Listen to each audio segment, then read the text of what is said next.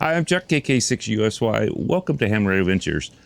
Actually, tomorrow morning I leave to go to Dayton for Xenia. Dayton Xenia, you know, it's called both. And this year I'm bringing a few things that I'm selling myself. I don't know if you guys follow the channel. You guys know I like to design things. I'm not a great CW operator. I can do a little bit. But like most hams, I really like CW keys. I've got a few. I've made a few. But I designed one up, and what I did is I talked to a buddy of mine, and I said, because he doesn't really look at a lot of stuff, and he's a ham, but he doesn't do a lot of it. And he saw a fresh, like a fresh look at way things are made. And what we noticed was a few of the things, and I'll show you in a bit. And basically, he noticed that all CW keys, the printed ones, are pretty much straight and really no lines to them or anything. I'm going to change that, and you'll see that in a minute. I also have a few other things.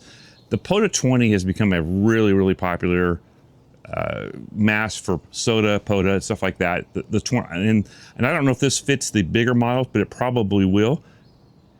But what I did is I made a dipole kit, because for QRP, a dipole is probably one of your best antennas.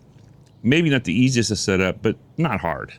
I use a stake most of the time. I have a couple types of stakes, one where the pole goes in, one where it goes inside the pole. I prefer the one where it goes inside the holder.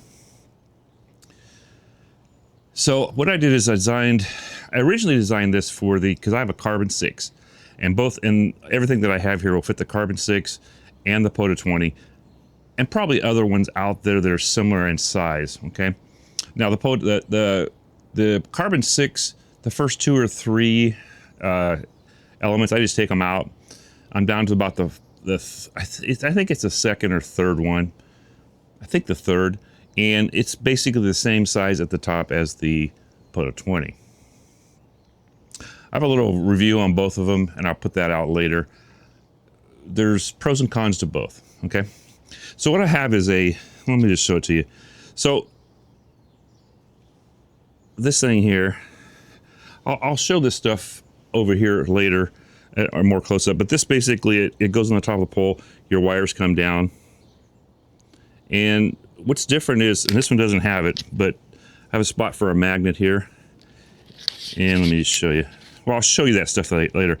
Now, I also have one for in-fed half-waves are super, people love those, especially for soda and stuff like that. And there's always that thing, you have to hook it to the end of your mast or something. Well, I made these little things. I'm going to sell these in lots of 3, just because most of us have more than one in-fed type antenna. And so it'll have a clip in the little part here, and basically you just string the wire through, and you'll see that in a little bit. So let me move over to the other camera here. I think we're recording. Yeah, we're recording. Let me show you what I have. First of all, I'll do this is for the in-fed. Now basically, I can't get, I'll try to bring this in closer later. So this fits the top of the mast. You push it on there, and then I have a little clip that goes with it. It probably won't come off anyhow. It's pretty sturdy, but it makes it pretty easy to do. And here's like a clip that comes with them. Basically, kind of hard to do one-handed, and I'm having problems with my left hand right now. But anyhow, that goes on there, and that won't come off now. Now, I would suggest that you check the tip of yours. Mine was not on. I noticed it was coming off, so I super glued it on. You may or may not want to do that, but I think in the long run, you're better off, because that way you won't lose it. But then what I usually do is put my thumb on top and pull it up like that, okay? This also goes for the dipole, but I'll show that to you too. But also, it goes on the carbon 6. Kind of the same, well, looks like I'm missing the top section of my carbon 6. Now, if it doesn't fit your carbon 6, this has like 4 outside layers. You can drill it just a little bit. And basically, the problem with the carbon 6 and the tips of them are not always the same. But let me see if this one fits. These did fit. There we go. So that one's probably got a little stuff inside. But so here's the dipole setup. And as you can see, it now has a BNC. It will come with a BNC also. And the BNC hooks here, and that sits there like that. and it pretty much won't come off. If you pull it over really hard, you can pull these off, but you could just put a little piece of tape at the top. And this one actually goes down to about there, so it's not going to come off. Let me see if I'm got that in this shot there, but it's pretty cool. Now let me show you the actual dipole. Like I said, this one's really simple.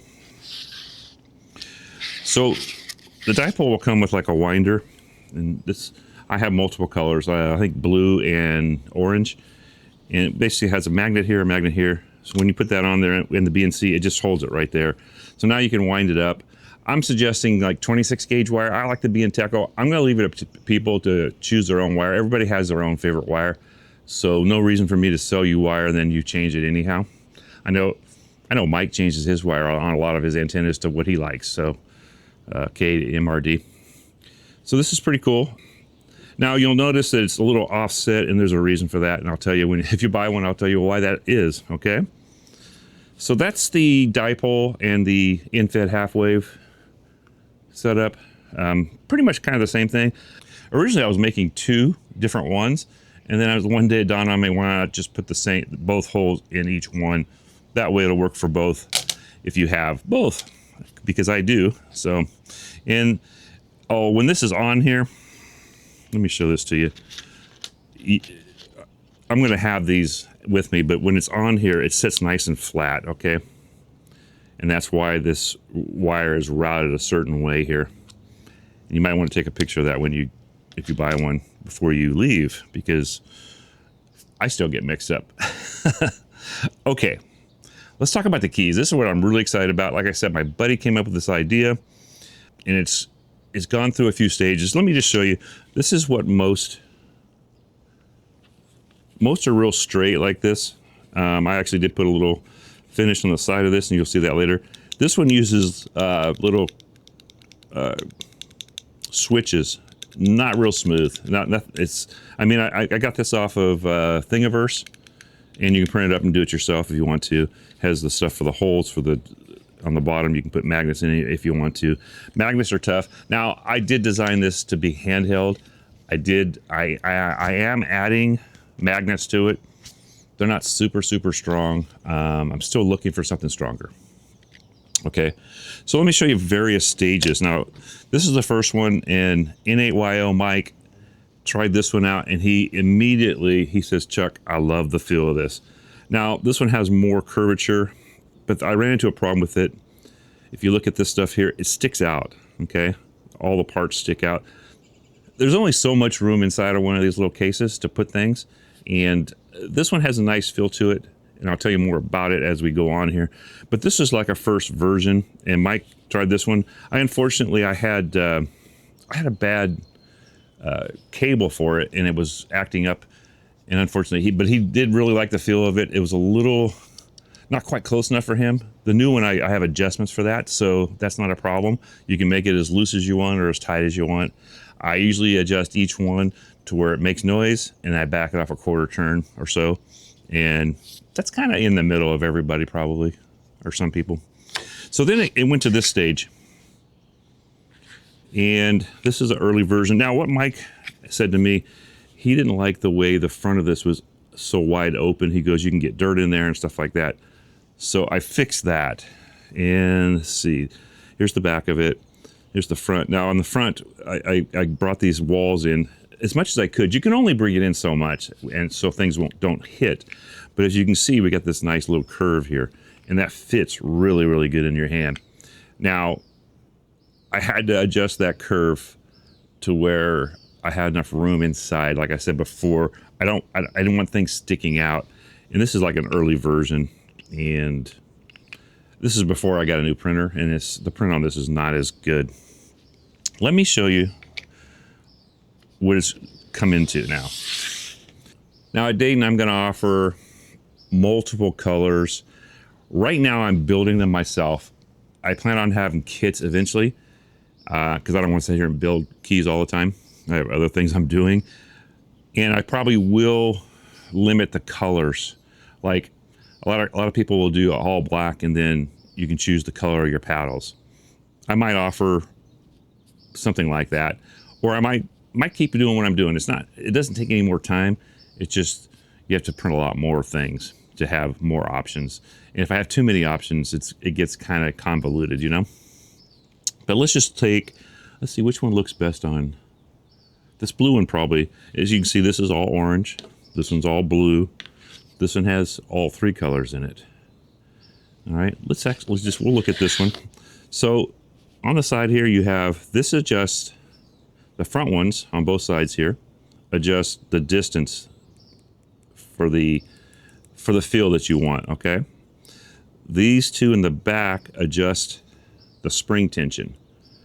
I found that adjusting the spring tension on one side, to me, I don't know for sure if it was just me or what, but sometimes it felt like it was not even on both sides. So, and I will say, if you back them out too far, the screw may hit a little bit, because it does move just a little bit. And I think I'm going to change that to more of a set screw in future products, just so there's more room to the head. And I want to, if I can, I want to close this off more. Like Mike said, you don't want to get a bunch of dirt inside there. You can't take these apart. I like screws. I could have made these with clips where they clip together. But what I found out with 3D printing and clips, eventually if you have to get into it a few times, the clips end up breaking, or they don't hold as well. I wanted this thing to hold well. Now, when I do sell these as kits, some of the screw holes will be just tight enough to hold the screws in.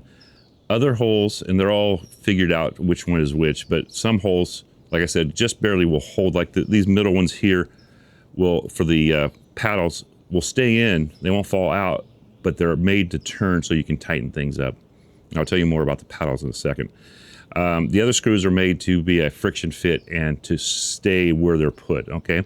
And I've got the holes dialed pretty well. Now, if you guys can see, there's a nice little curve here, up in here. And I had never seen this on any keys after my buddy mentioned that, except for the one, there's a hand that's making one. It's called, I think he calls it the No Name. It's pretty cool, but his is all aluminum.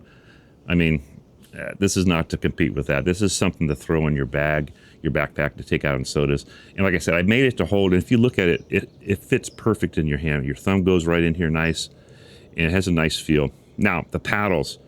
The paddles all have both paddles have 2 bearings each.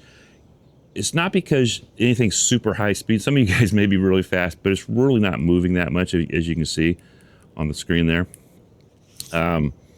It's made to, so I can tighten it down, and there's not much up and down. You look at there's hardly any up and down. What it allows me to do is tighten these things down, and I use a nylon lock on the paddle so they don't come loose. They may break in a little bit. There's no plastic to metal or anything like that in these. It's all metal to metal.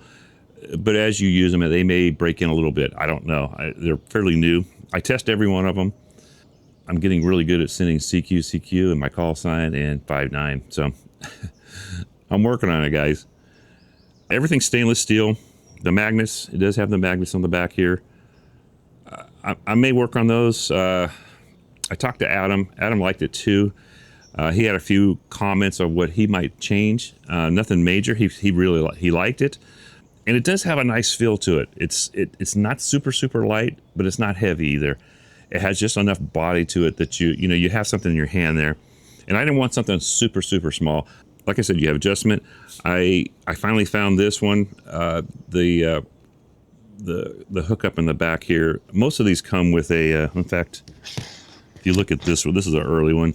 This little ring right here. If you get them tight enough, they snap. So I found these. These are nice, like an actual nut, really solid. And as you can see, everything fits together real good. Now, I did make sure that the original version, like this one, this is like a second version in. It had screws through the top. I didn't like that. I didn't like the look. I wanted to keep all the screws and everything on the bottom for a nice clean look on top. The Coffee and Ham Radios and myself, and I'm part of that. We're going to be in the 4 days in May, and I forget the hotel it's at, but Thursday night they have a soda night where guys sell stuff. We're going to be in there. We have a table. We'll have our Coffee and Ham Radio antennas, kits, and I will have these. These are not kits at this time. The other parts, the dipole and the infit things, they're basically kits. Okay? And then we will also, if you know where the flagpole is at Dayton, if you go straight out to the flea markets, we will be out, and just to the right on that first row there, we'll have a table set up out there also. I made a bunch. I've been super busy. I made a lot of kits. I mailed those to Jim because Jim drives. I can't carry all these things on it. There's a lot of weight when you have wire, parts, winders, all that stuff takes up a lot of space. So we'll have plenty of there. We actually will have a few chronos. So I'm Chuck, KK6USY. Hope to see you guys at Dayton. Come by and see us, say hello. Even if you don't want to buy anything, just come by and say hello to myself and the rest of the Coffee and Ham Radio crew. 73 all, and hope to see you guys in Dayton. 73 all.